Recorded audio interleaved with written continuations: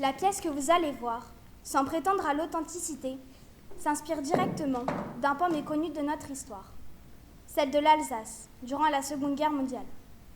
L'Alsace, cette région frontalière à l'Allemagne, dont le destin fut lié à ce pays pendant de nombreuses années.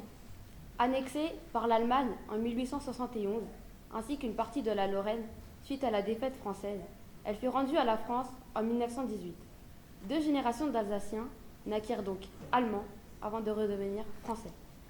Lors de l'armistice de 1940, le statut de l'Alsace ne fut pas évoqué. Donc, officiellement, elle demeura française. Mais, officieusement, elle subit une annexion de fait, les nazis considérant cette région comme la leur. Les Alsaciens se retrouvèrent donc plongés dans une situation terrible.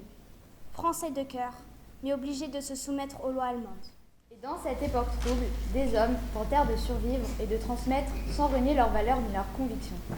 Vous allez suivre le parcours de l'un d'entre eux, librement inspiré de personnages qui ont bel et bien existé. Alors Charles, tu nous la présentes quand ta fiancée? Elle devrait arriver la semaine prochaine. Elle a un peu peur de vous rencontrer, tu sais. Qu'est-ce que c'est cette histoire? De quoi a-t-elle peur? C'est pas facile pour elle.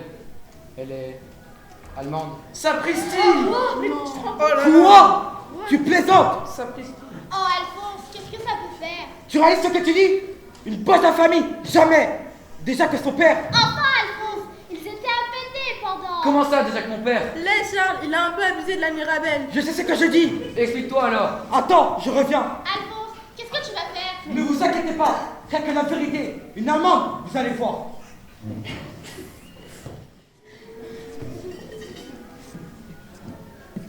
Tiens, voilà qui était ton père.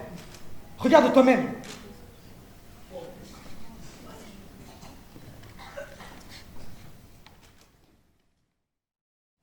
Mon propre père.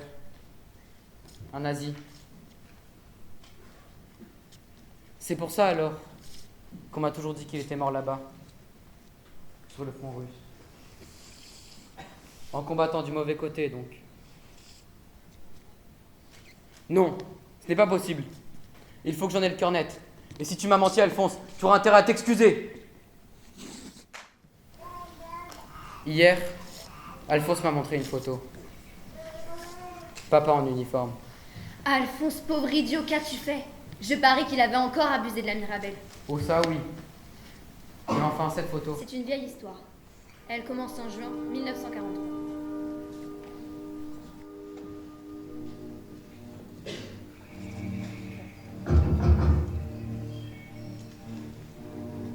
Faites bien, Gérard Tenel, né en août 1915.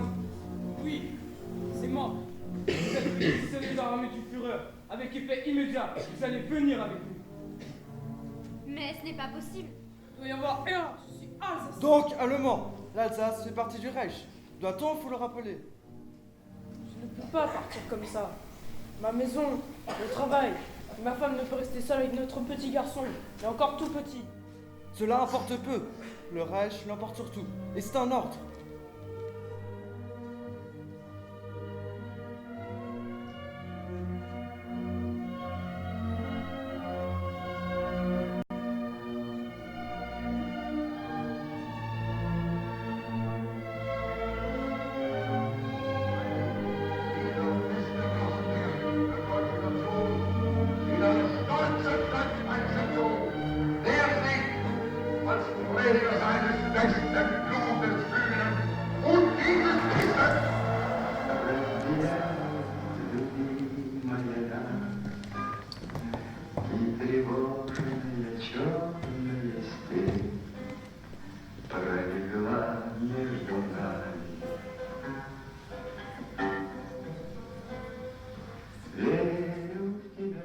Ah, cet homme!